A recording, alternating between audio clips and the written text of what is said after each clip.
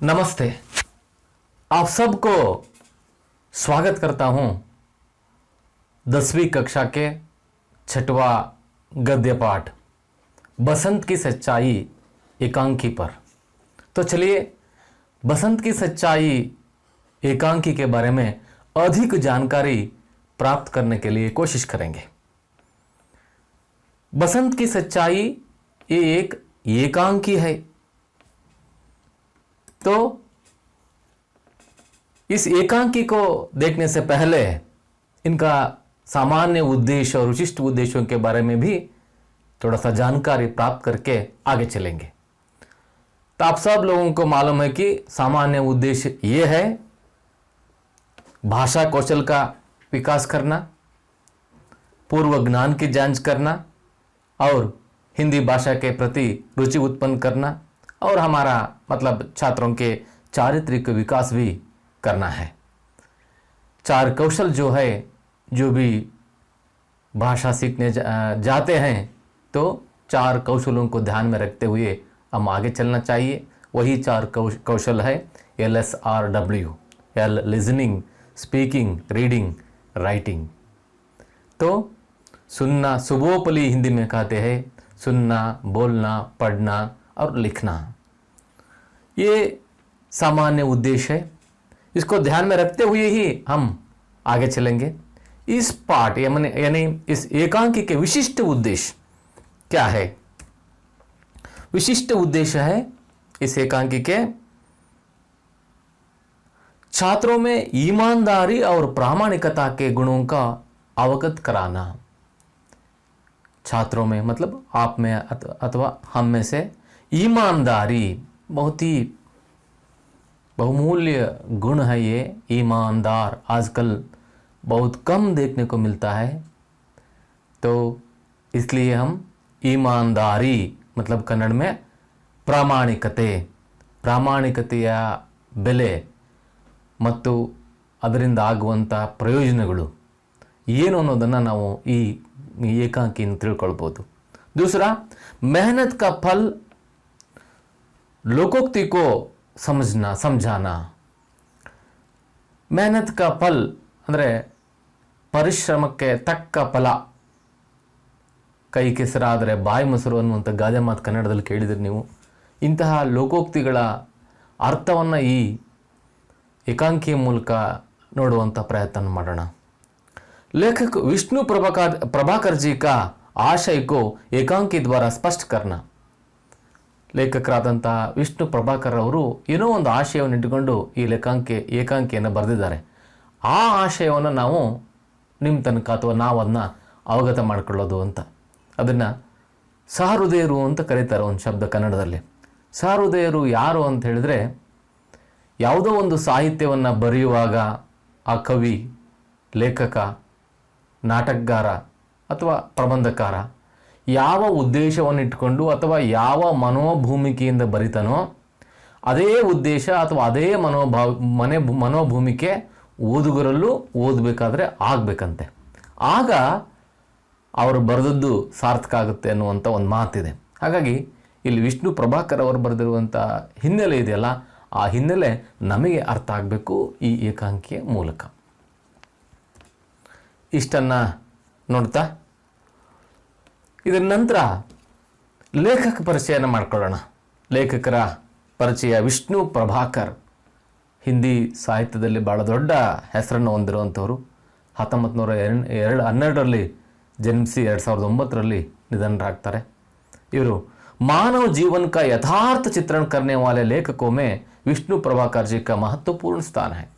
मानव जीवन का यथार्थ चित्रण, ಮನುಷ್ಯ ಜೀವನದ ಯಥಾರ್ಥ ಚಿತ್ರಣವನ್ನು ಮಾಡುವುದು ಕೆಲವರಿಗೆ ಸಿದ್ಧಿಸುತ್ತದು।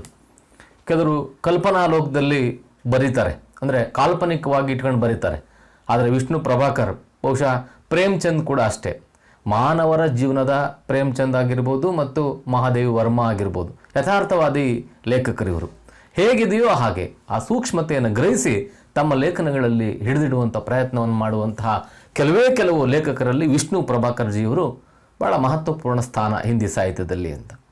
उनका जन्म उत्तर प्रदेश के मुजफ्फरनगर के मीरपुर में 1912 ईस्वी में हुआ था. ಇವರ ಜನ್ಮ ಉತ್ತರ ಪ್ರದೇಶದ ಮುಜಾಫರ್ ನಗರದ ಆ ಜಿಲ್ಲೆಯ ಮೀರ್ಪುರ ಅನ್ನುವಂಥ ಹಳ್ಳಿನಲ್ಲಿ 1912ನೇ ಇಸ್ವಿನಲ್ಲಿ ಆಯಿತು. पंजाब में शिक्षा पाकर वहीं 15 वर्ष तक उन्होंने सरकारी नौकरी की. ಪಂಜಾಬಿನಲ್ಲಿ ಶಿಕ್ಷಣವನ್ನು ಪಡೆದಂತಹ ವಿಷ್ಣು ಪ್ರಭಾಕರ್ ಅವರು ಅಲ್ಲೇ 15 ವರ್ಷ ತಕ್ ಉನ್ಹೋನೆ 15 ವರ್ಷಗಳ ಕಾಲ ಅವರು ಸರ್ಕಾರಿ ನೌಕರಿಯನ್ನು ಮಾಡ್ತಾರೆ. ಇದಿಷ್ಟೇ ಅಲ್ಲ, ಇವರ ಬಹುಮುಖ ವ್ಯಕ್ತಿತ್ವದ ಪರಿಚಯವನ್ನು ಮುಂದುವರೆದು ನೋಡೋಣ. सन 1955 में आकाशवाणी के दिल्ली केंद्र में नाटक निर्देशक बने. 1955ರಲ್ಲಿ ಇವರು ದೆಹಲಿಯ ಆಕಾಶವಾಣಿ ಕೇಂದ್ರದಲ್ಲಿ ನಾಟಕದ ನಿರ್ದೇಶಕರಾಗಿ ನೇಮಕಗೊಳ್ತಾರೆ. 1.5 वर्ष बाद वहां से त्याग पत्र दिया और तब से स्वतंत्र साहित्यिक के रूप में जीवन यापन कर रहे थे. 1.5 ವರ್ಷ, 1.5 ವರ್ಷದ ನಂತರ, ಅಂದರೆ ಆಕಾಶವಾಣಿಗೆ ಸೇರ್ಕೊಂಡು 1.5 ವರ್ಷದ ನಂತರ ವಹಾನ್ ಸೆ ತ್ಯಾಗ ಪತ್ರ, ಅಲ್ಲಿಂದ ರಾಜೀನಾಮೆ ಪತ್ರ, ತ್ಯಾಗ ಪತ್ರ ಅಂದರೆ ರಾಜೀನಾಮೆ ಪತ್ರವನ್ನು ನೀಡಿ, ಅಂದರೆ ಆ ನೌಕರಿಗೆ ವಿದಾಯವನ್ನು ಹೇಳಿ, ತಬ್ ಸೆ ಆಗಿನಿಂದ ಅವರು ಸ್ವತಂತ್ರ ಸಾಹಿತ್ಯಕ್ಕೆ ರೂಪಮೆ, ಸ್ವತಂತ್ರವಾಗಿ ಸಾಹಿತ್ಯಕಾರರ ರೂಪದಲ್ಲಿ ಜೀವನ ಯಾಪನ್ ಕರ್ ರಹೆ ಥೆ, ಜೀವನವನ್ನು ಕಳೀತಾ ಇದ್ದಾರೆ. ಬಹಳ ಮಹತ್ವಪೂರ್ಣವಾದ ಮಾತು ಇದು. ಬಹುತೇಕ ಲೇಖಕರು ಲೇಖನದ ಕೆಲಸವನ್ನು ಒಂದು ಆಂಶಿಕವಾಗಿ ಇಟ್ಕೊಂಡಿರ್ತಾರೆ ಅಥವಾ ಉಪವೃತ್ತಿಯಾಗಿ ಇಟ್ಕೊಂಡಿರ್ತಾರೆ. ಯಾವುದಾದ್ರೂ ನಾವೀಗ ನೋಡಿದಂಥ ಅನೇಕ ಲೇಖಕರು ಯಾವುದಾದ್ರೂ ಹುದ್ದೆಯಲ್ಲಿರ್ತಾರೆ, ಅದನ್ನ ಹವ್ಯಾಸವಾಗಿ ಅಥವಾ ಒಂದು ತೀವ್ರತ್ವವಾಗಿ ಇಟ್ಕೊಂಡಿರ್ತಾರೆ. ಆದರೆ ಇಲ್ಲಿ ನೀವು ಗಮನಿಸಬೇಕು, ಇದ್ದ ನೌಕರಿಯನ್ನು ಬಿಟ್ಟು ಸಾಹಿತ್ಯಕ್ಕಾಗಿಯೇ ತನ್ನ ಜೀವನವನ್ನು ಮುಡುಪಿಡುವಂಥದ್ದಿದೆಯಲ್ಲ, ಇದು ಸಾಮಾನ್ಯವಾದ ಸಂಗತಿ ಖಂಡಿತವಾಗೂ ಕೂಡ ಅಲ್ಲ. ಯಾಕೆ ಅಂತ ಹೇಳಿದ್ರೆ, ಇಲ್ಲಿ ಸಾಹಿತ್ಯವನ್ನು ಬರೆದು ಅದರಿಂದ ಬರುವಂಥ ಆದಾಯದಿಂದ ಜೀವನ ಮಾಡೋದು ಖಂಡಿತವಾಗೂ ಕಷ್ಟ ಸಾಧ್ಯವಾದ ಮಾತೆ, ಸಾಧ್ಯನೇ ಆಗೋದಿಲ್ಲ. ಆದರೆ ಇಲ್ಲಿ ವಿಷ್ಣು ಪ್ರಭಾಕರ್ ಅವರು ಇಂತಹ ಒಂದು ಕಠಿಣವಾದ ಜೀವನವನ್ನು ಆರಂಭ ಮಾಡ್ತಾರೆ ಅಂದರೆ ಅವರಿಗೆ ಎಷ್ಟರ ಮಟ್ಟಿಗೆ ಸಾಹಿತ್ಯದ ಮೇಲೆ, ರಚನೆಯ ಮೇಲೆ ಆಸಕ್ತಿ ಇತ್ತು ಅನ್ನೋದನ್ನು ನಾವು ಗಮನಿಸ್ಬೋದು. ವಿಷ್ಣು ಪ್ರಭಾಕರ್ ಜಿ ಗಾಂಧಿವಾದಿ ಲೇಖಕ್ ಮಾನೆ ಜಾತೆ ಹೈ. ವಿಷ್ಣು ಪ್ರಭಾಕರ್ ಅವರನ್ನು ಗಾಂಧಿವಾದಿ ಲೇಖಕರು ಅಂತ ಕರೀತಾರಂತೆ. ಬಹುಶಃ ಹಾಗೆ ಅವರು ನೌಕರಿಗೆ ರಿಸೈನ್ ಮಾಡಿ ಲೇಖನ ಕೆಲಸವನ್ನೇ ಮುಖ್ಯ ವೃತ್ತಿಯನ್ನಾಗಿ ಮಾಡಿಕೊಳ್ಳುವಲ್ಲಿ ಗಾಂಧೀಜಿಯ ಪ್ರಭಾವ ಇತ್ತು ಅಂತ ಇಲ್ಲಿ ನಮಗೆ ಕಾಣಿಸ್ತದೆ. ಆಪ್ಕೆ ಏಕಾಂಕಿ ಮಾನವೀಯ ಸಂವೇದನಾವಂಸೆ ಓತಪ್ರೋತ ಹೈ. ಇವರ ಏಕಾಂಕಿ ಮಾನವೀಯ ಸಂವೇದನಾವಂಸೆ, ಮಾನವೀಯ ಸಂವೇದನೆ ಅಂತೇಳಿದ್ರೆ ಮನುಷ್ಯತ್ವದ ಗುಣಗಳು, ಪ್ರತಿಸ್ಪಂದಿಸುವಂಥ ಗುಣಗಳು. ಓತಪ್ರೋತ್ ಅಂದರೆ ಯಥೇಚ್ಛವಾಗಿ, ಹೇರಳವಾಗಿ ನಾವು ಇವರ ಏಕಾಂಕಿನಲ್ಲಿ ಕಾಣಬಹುದು ಅಂತ. ಮುಂದುವರೆದು ಇವರ ಇನ್ನೊಂದಿಷ್ಟು ಪರಿಚಯವನ್ನು ಗಮನಿಸೋದಾದರೆ, ವಿಷ್ಣು ಪ್ರಭಾಕರ್ ಜಿ ಗಾಂಧಿವಾದಿ ಲೇಖक माने जाते हैं. ಗಮನಿಸಿದೀವಿ ಅದನ್ನು. मानवीय संबंधों को मनोवैज्ञानिक धरातल पर भावात्मक चित्रण उनके एकांकियों की विशेषता है. ಇವರ ಏಕಾಂಕಿಗಳ ವಿಶೇಷತೆ ಏನಪ್ಪ ಅಂದರೆ, ಮಾನವೀಯ ಸಂಬಂಧಗಳನ್ನು ಮನೋವೈಜ್ಞಾನಿಕೆಯ ಧರಾತಲ್ಪರ್ ಅಂದರೆ ಭೂಮಿಕೆಯ ಮೇಲೆ ಭಾವನಾತ್ಮಕವಾಗಿ ಚಿತ್ರಣಗೊಳಿಸುವಂಥದ್ದು ಇವರ ವಿಶೇಷ. ಉನ್ಕಿ ಪ್ರಮುಖ ರಚನಾಯೇ ಹೇ. ಇವರ ಪ್ರಮುಖ ರಚನೆಗಳನ್ನು ನಾವು ಗಮನಿಸೋದಾದರೆ ನೋಡಿ, ಅವರ ಪ್ರಮುಖ ರಚನೆಗಳು ಆವಾರ ಮಾಸಿಹ ಅನ್ನುವಂಥದ್ದು, ಇದು ಸಿನಿಮಾ ಕೂಡ ಆಗಿದೆ, ಭಾಳ ಪ್ರಖ್ಯಾತವಾದ ಸಿನಿಮಾ ಅದು. ಈ ಕಡೆ ಭಾಗದಲ್ಲಿ ನೀವು ಅದನ್ನು ಗಮನಿಸ್ತೀರಿ, ಆ ಪುಸ್ತಕದ ಮುಖಪುಟವನ್ನು. ಹಾಗೆ ತಟಕೆ ಬಂಧನ್, ನಿಶಿಕಾಂತ್, दर्पण का व्यक्ति, धरती अब भी घूम रही है, युगे युगे क्रांति, ಗೃಹಸ್ಥಿ ಆದಿ ಮುಂತಾದವು ಇವರ ಬಹಳ ಪ್ರಮುಖವಾದ ಕೃತಿಗಳು. ಅಲ್ಲಿ ಕೆಲವು ಪುಸ್ತಕಗಳ ಮುಖಪುಟಗಳನ್ನು ನೋಡ್ಬೋದು. ಧರತಿ ಅಬು ಭಿ ಘೂಮ್ ರಹಿ ಹೈ ಅಂತಾಗಲಿ, ಅರ್ಧನಾರೀಶ್ವರ ಅಂತ ಇಲ್ಲಿಲ್ಲ ಅವರು ಈ ರಿಲೀಸ್ನಲ್ಲಿ, ಅದು ಒಂದು ಪ್ರಮುಖವಾದ ಕೃತಿ. ಅದು ಆವಾರ ಮಾಸಿಯ ಅನ್ನೋದು ಬಹಳ ಪ್ರಖ್ಯಾತವಾದಂಥ ಕೃತಿ ಅದು. ಹೀಗೆ ತಮ್ಮ ಸಾಹಿತ್ಯಿಕ ಕೃತಿಗಳ ಮೂಲಕ ಹಿಂದಿ ಸಾಹಿತ್ಯದಲ್ಲಿ ಅಮರರಾಗಿ ಉಳ್ಕೊಂಡಿರುವಂಥವರು ಶ್ರೀ ವಿಷ್ಣು ಪ್ರಭಾಕರ್ ಜಿಯವರು. ಅವರು 2009ರಲ್ಲಿ 2009 में इनका निधन हुआ, ಅವರು ನಿಧನರಾದರು ಅಂತ ಹೇಳೋದಕ್ಕೆ ವಿಷಾದ ಪಡಬೇಕಾಗತ್ತೆ. ಇಂತಹ ಲೇಖಕರು ಬರೆದಂತಹ ಏಕಾಂಕಿಯನ್ನು ಈಗ ನಾವು ಪ್ರವೇಶ ಮಾಡೋಣ. ಅವರು ಯಾವ ಹಿನ್ನೆಲೆಯಲ್ಲಿ ಇಟ್ಕೊಂಡು ಬರೆದಿದ್ದಾರೆ, ಏನೆಲ್ಲ ಸೂಕ್ಷ್ಮತೆಗಳೆಲ್ಲ ಅಡಗಿದಾವೆ ಅನ್ನೋದನ್ನು ಗಮನಿಸೋಣ. ಮೊದಲನೇದಾಗಿ ಅದನ್ನು ಒಂದು ರೀಡಿಂಗ್ ಅಥವಾ ವಾಚನವನ್ನು ಮಾಡೋಣ, ಆಮೇಲೆ ಅದರ ಆಂತರ್ಯಕ್ಕೆ ಹೋಗುವಂಥ ಕೆಲಸವನ್ನು ಮಾಡೋಣಂತೆ. ಈಗ ಮೊದಲನೇದು ಈ ಏಕಾಂಕಿಯ ಒಂದು ವಾಚನ. ಗಮನ ಇಟ್ಟು ನೀವು ಕೇಳಬೇಕು. ಯಾಕೆ ಅಂತ ಹೇಳಿದರೆ ಇದು ಏಕಾಂಕಿ ನಾಟಕ ಇದು, ಹಾಗಾಗಿ ಅಲ್ಲಿಯ ಪ್ರತಿ ಶಬ್ದ ಕಾಮ ಪುಲಿಸ್ಟಾಪ್ಗಳಿಗೂ ಕೂಡ ಅರ್ಥ ಇರುತ್ತೆ. ಅಲ್ಲಿ ಏರಿಳಿತಗಳನ್ನು ನೀವು ಗಮನಿಸಬೇಕು, ಉಚ್ಚಾರಣೆಯನ್ನು ಗಮನಿಸಬೇಕು, ಇವೆಲ್ಲವೂ ಗಮನಿಸಿ. ಇದು ಒಂದು ಕಲೆ. ನಾವು ಆಗಲೇನು ಲಿಸ್ನಿಂಗ್ ಅಂತ ಹೇಳಿದ್ವಲ್ಲ, ಆಲಿಸುವುದು ಒಂದು ಕಲೆ. ಯಾರು ಚೆನ್ನಾಗಿ ಆಲಿಸ್ತಾರೋ ಅವ್ರು ಚೆನ್ನಾಗಿ ಮಾತಾಡಬಲ್ಲರು, ಯಾರು ಚೆನ್ನಾಗಿ ಆಲಿಸಲ್ಲ ಅವ್ರು ಚೆನ್ನಾಗಿ ಮಾತಾಡೋಕ್ಕೂ ಬರೋಲ್ಲ, ಉತ್ತರನೂ ಕೂಡ ಕೊಡೋಕ್ಕೆ ಬರೋಲ್ಲ. ಹಾಗಾಗಿನೇ ಕಲಿಕೆಯ ಬೇರು ಆಲಿಸುವಿಕೆ ಅಂತ ಹೇಳ್ತಾರೆ. ಭಾಳ ಗಮನ ಇಟ್ಟು ನೀವು ಗಮನಿಸಬೇಕು. ಇದನ್ನು ನಾವು ಒಂದು ರೀಡಿಂಗ್ ಮಾಡೋಣ ಫಸ್ಟ್.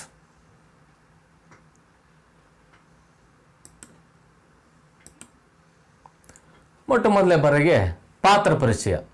ಈ ಏಕಾಂಕಿಯಲ್ಲಿ ಬರುವಂಥ ಪಾತ್ರ ಪರಿಚಯಗಳು ಯಾವ್ಯಾವು ಅಂತ. ಮೊದಲನೇದು ಬಸಂತ್. ಈತ ಹೀರೋ, ಈ ಏಕಾಂಕಿಯ ಹೀರೋ ಅಂದರೆ ನಾಯಕ.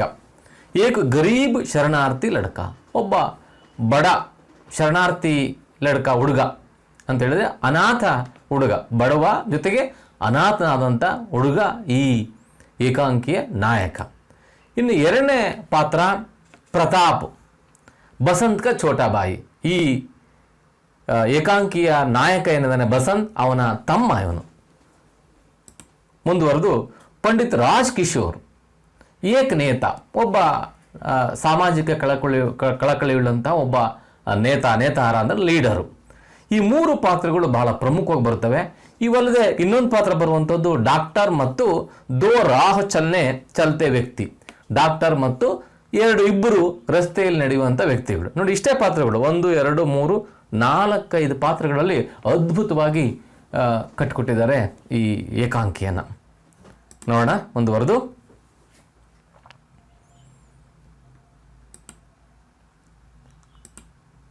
हाँ, स्टेज पर सुविधानुसार एक बड़े नगर के बाजार का प्रतीकात्मक दृश्य, आने जाने लेने देने का शोर, फेरी वालों की पुकार,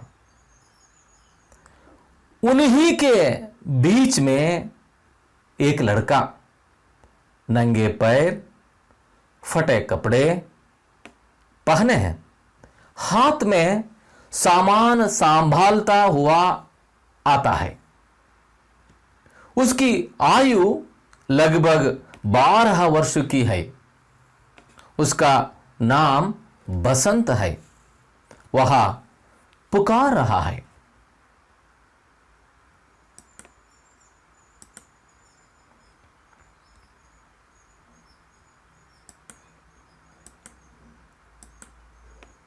बसंत, छलनी ले लो, बटन ले लो, दिया सलाई ले लो.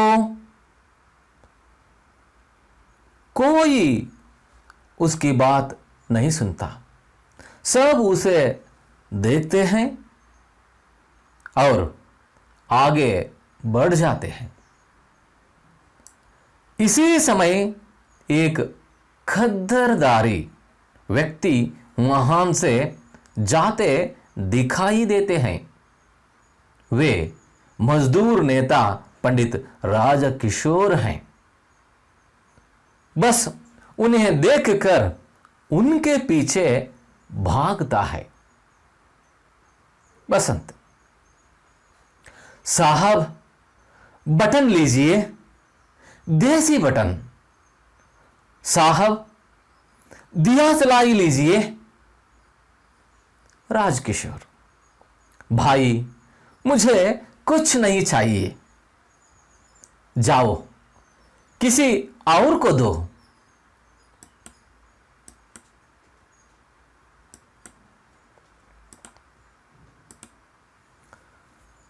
बसंत, साहब छलनी लीजिए, दूध छानिए, चाय छानिए.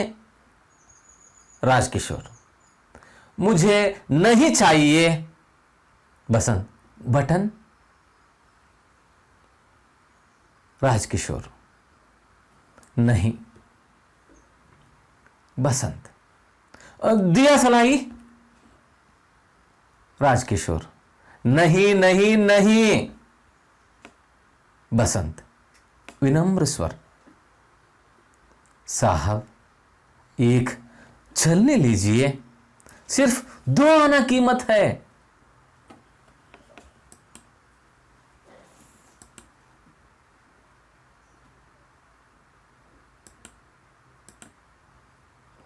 राजकिशोर, पर भाई मुझे नहीं चाहिए, तो कैसे ले लूं? बसंत, अच्छा आप चाह पैसे। राजकिशोर, ओह, कह दिया मुझे कुछ नहीं चाहिए। बसंत रुआसा, साहब सवेरे से आप तक कुछ नहीं बिका, आपसे आशा थी।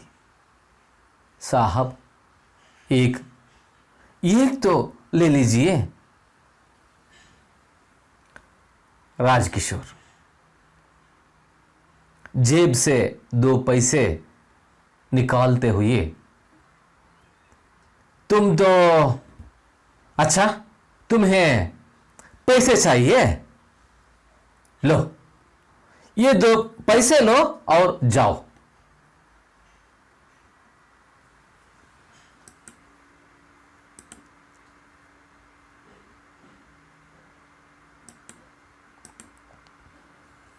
बसंत एकदम, नहीं साहब नहीं, मैं पैसे नहीं लूंगा। राजकिशोर, नहीं लोगे? बसंत, जी नहीं, आप छलनी खरीद लीजिए। राजकिशोर, अच्छा एक छलनी में तुम्हें क्या बचेगा? बसंत, 2 पैसे। राजकिशोर, तो बस पैसे ले लो और समझ लो मैंने एक छलनी खरीद ली।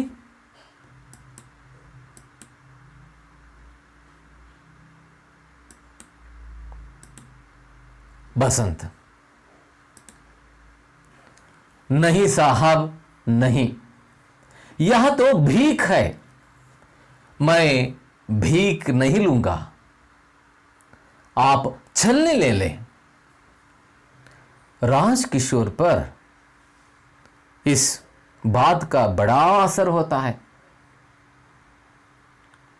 वे सहसा उस बच्चों को देखते हैं, फिर जेब टटोलते हैं, पर पैसे नहीं मिलते। राजकिशोर, भाई मेरे पास पैसे नहीं हैं, होते तो ले लेता, नोट है। बसंत उदास, नोट है? पैसे तो मेरे पास भी नहीं है, कुछ बिका ही नहीं। राजकिशोर, तभी तो कहता था, अच्छा कल ले लूंगा, या मेरे घर ले आना, किशनगंज में रहता हूं।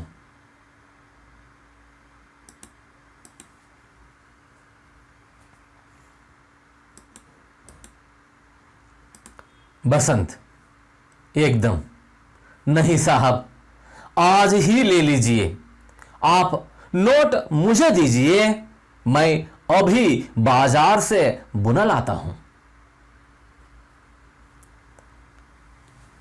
राजकिशोर, भाई तुम तो। बसंत, बस मैं यहां आया,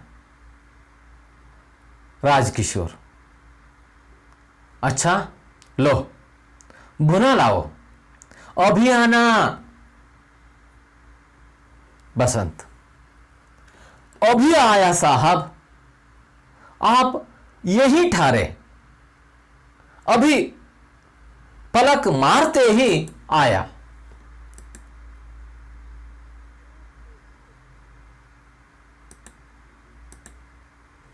बसंत नोट लेकर बाजार की ओर भागता है। राजकिशोर वहीं खड़े रहते हैं। धीरे धीरे 15-20 मिनट बीत जाते हैं। जैसे जैसे समय बीतता है वे उत्सुक होकर बाजार की ओर देखते हैं।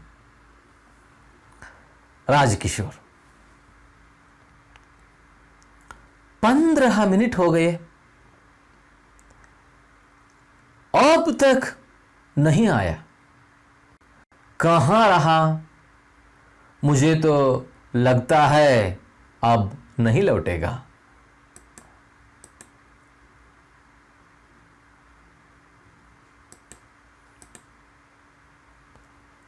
दूसरा दृश्य, स्टेज पर जरा सा परिवर्तन के साथ पहले जैसा दृश्य।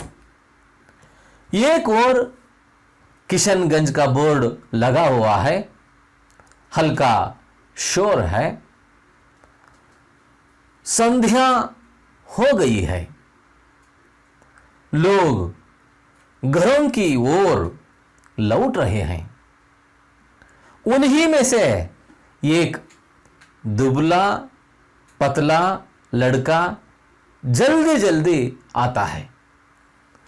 वह नंगे पैर है, कपड़े फटे हैं, आयु लगभग 10 वर्ष है। उसकी शक्ल बसंत से मिलती है। वह उसका छोटा भाई प्रताप है। डॉक्टर आते जाते व्यक्तियों से कुछ पूछ रहा है। उसके मुख पर व्यग्रता है।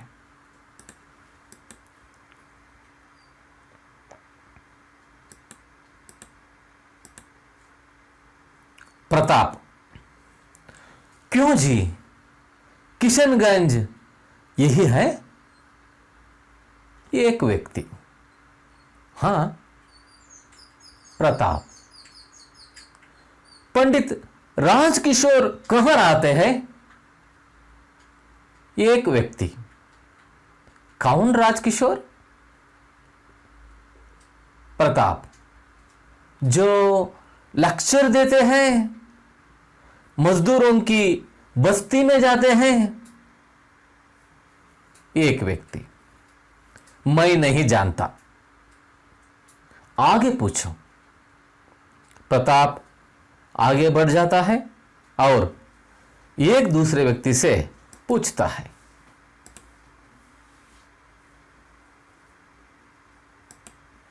प्रताप, क्यों जी, पंडित राजकिशोर कहां रहते हैं?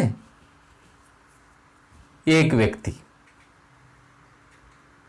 कौन? पंडित राजकिशोर, वे जो मजदूरों के नेता है। प्रताप, हाँ हाँ हाँ, वो वे ही। दूसरा व्यक्ति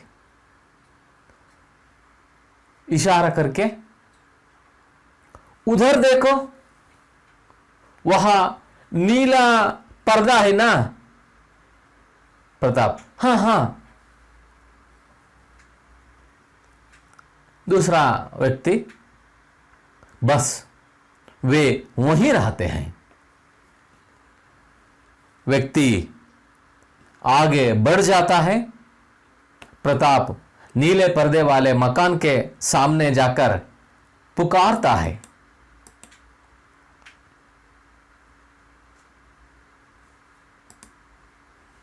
प्रताप, राजकिशोर जी, पंडित राजकिशोर जी, अंदर से आवाज आती है। राजकिशोर, कौन? खिड़की से झांक कर देखते हैं। क्यों भाई, क्या बात है? प्रताप जी, मुझे मेरे भाई ने भेजा है। राजकिशोर, तुम्हारा भाई? टारो, मैं आता हूं। बाहर आकर, तेरा भाई कौन है बच्चे? प्रताप, आज दोपहर को उसने आपको एक छलनी बेची थी। राजकिशोर, हां हां, आज मैंने एक लड़के से एक छलनी ली थी, 1 रुपये का नोट दिया था।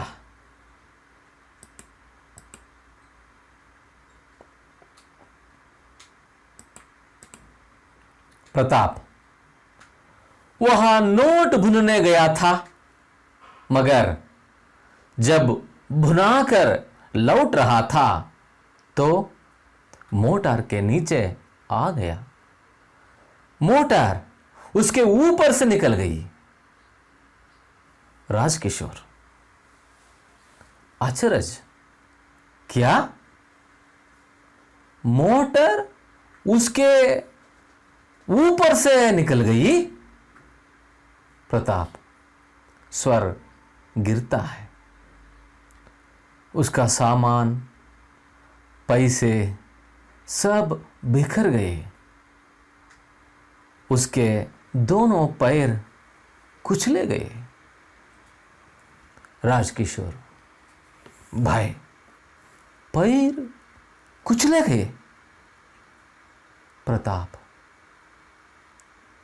रुआंसा, जी हां, और इसलिए वह आपके पास न आ सका। वह बेहोश हो गया था।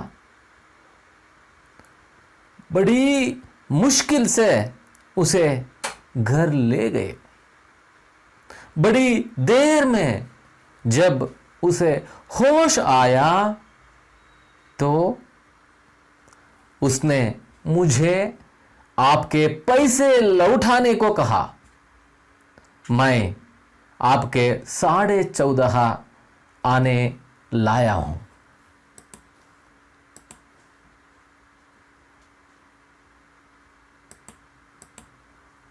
राजकिशोर, खोया खोया, मेरे 14.5 आने लाए हो? उसने भेजे हैं। लेकिन बच्चे वह अब कहां हैं? प्रताप, घर। राजकिशोर, घर में कौन है?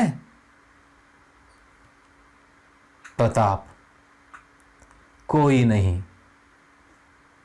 राजकिशोर, कोई नहीं? प्रताप,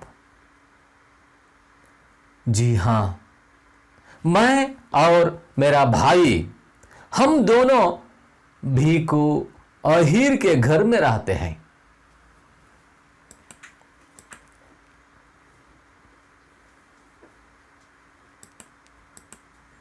राजकिशोर, तुम्हारे मां बाप क्या? प्रताप रो पड़ता है। वे मारे गए। दंगों के दिनों में उन्हें किसी ने मार डाला। राजकिशोर, खोया खोया, उन्हें किसी ने मार डाला? तुम दोनों भीखू अहीर के घर में रहते हो? एकदम जाग कर। हाँ बच्चे, रो मत, मैं अभी तुम्हारे साथ चलता हूं, अभी।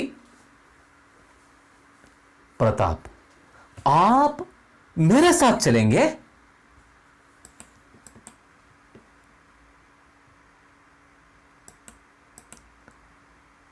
राजकिशोर, हां अभी चलो, आगे बढ़ते हैं। पर हां, तुम्हारा घर कहां है?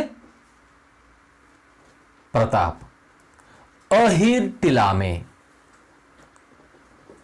राजकिशोर, अंदर की ओर देखकर, अमरसिंह, अमरसिंह, मैं अहीर टिला जा रहा हूं, तुम इसी वक्त डॉक्टर वर्मा को लेकर वहां आओ। कहना कि एक लड़के की टांगे मोटर के नीचे आकर कुचली गई है, जल्दी करो। भीको अहीर का घर पूछ लेना। मुड़कर, आओ बच्चों, बच्चे चले। प्रताप चकित, विस्मित उन्हें देखता है, फिर टगासा उनके आगे आगे जाता है। पर्दा गिरता है।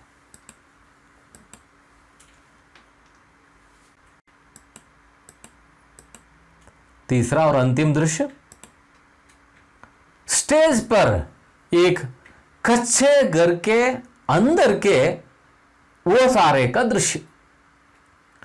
जमीन पर दरी बिछी है, उस पर बसंत लेटा है, रह रह कर दर्द से कराह उठता है। प्रताप और राजकिशोर का प्रवेश। प्रताप, यह रहा साहब, यह रहा। राजकिशोर, अरे यह तो जमीन पर लेटा है। बसंत चकित होकर, आप आए हैं? राजकिशोर, कहां चोट लगी है बेटा, देखूं?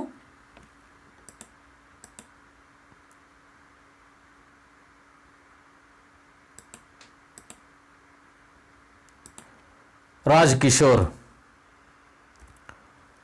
पास आकर टांग देखते हैं, किसी ने फर्स्ट एड दी है, पट्टी बंधी है, छूते ही चीख निकल जाती है। बसंत ओंठ भींचकर आह खींचता है। बसंत, ओह ओह। राजकिशोर, कुछ देर इसी तरह देखते हैं। राजकिशोर, नहीं नहीं, घबराओ नहीं। बसंत, दर्द से कराहते हुए, मैं मोटर से टकरा गया था, इसलिए तब आपके पैसे न लौटा सका।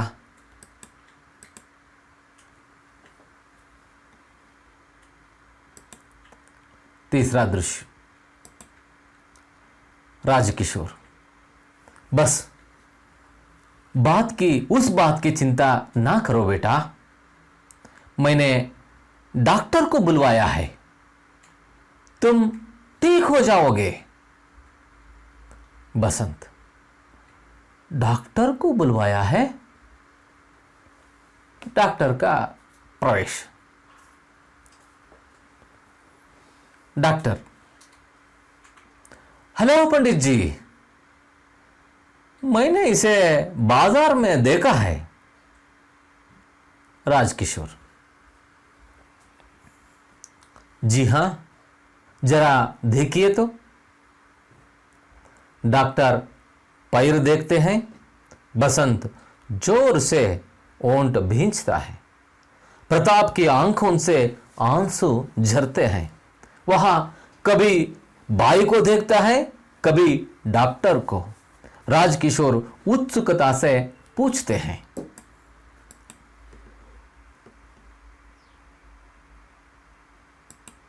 राजकिशोर, क्यों डॉक्टर, ठीक हो जाएगा ना? डॉक्टर गंभीर, पंडित जी, ऐसा लगता है कि पैर की हड्डी टूट गई है। स्क्रीन करके देखना होगा। दूसरा पैर ठीक है, पर इसे अभी अस्पताल ले जाना चाहिए। राजकिशोर, तो क्या हुआ? ले चलो, मैं एम्बुलेंस के लिए फोन कराता हूं। डॉक्टर, जी हां, कर आइए, मैं तब तक इंजेक्शन लगाता हूं। बसंत आंखें खोलकर, आप क्या कर रहे हैं? मैं गरीब हूं। राजकिशोर हंसकर, तुम चिंता मत करो, बस चुपचाप लेटे रहो बेटा। डॉक्टर साहब, जब तक मैं नहीं आता आप यहीं रहें, इसे बचाना ही होगा। यह गरीब है, पर इसमें एक दुर्लभ गुण है, यह ईमानदार है।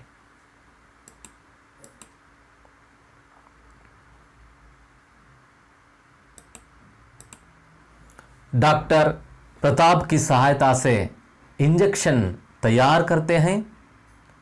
बसंत आंखें बंद कर लेता है। क्षण भर के लिए उसके मुख पर शांति और कृतज्ञता उभर आती है। डॉक्टर इंजेक्शन लगाते हैं। बसंत ओंठ भींचता है। प्रताप भाई का सिर थामता है और पर्दा गिरता जाता है। पाठ का आशय, विष्णु प्रभाकर मानव मन के पारखी लेखक हैं। इस एकांकी में उन्होंने स्वाभिमान, परदुख कातरता जैसी मानवीय भावनाओं का सुंदर चित्रण किया है। गरीब होकर भी स्वाभिमानी और परिश्रम की कमाई से जीने वाले बसंत और प्रताप एक ओर है, तो दूसरी ओर कंगालों के प्रति हमदर्दी दिखाते हुए आदर के साथ व्यवहार करने वाले राजकिशोर जैसे पात्र अनुसरणीय हैं।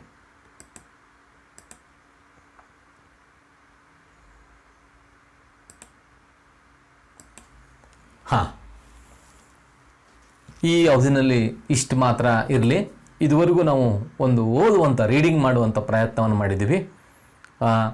ಮುಂದಿನ ಅವಧಿನಲ್ಲಿ ಇದರ ವಿಶ್ಲೇಷಣೆಯನ್ನು, ಅದರ ಮುಂದಿನ ಅವಧಿನಲ್ಲಿ ಈ ಏಕಾಂಕಿ ಭಾಗದ ಅಭ್ಯಾಸ ಭಾಗವನ್ನು ನೋಡೋಣ. ಅಲ್ಲಿವರೆಗೂ ನಮಸ್ತೆ.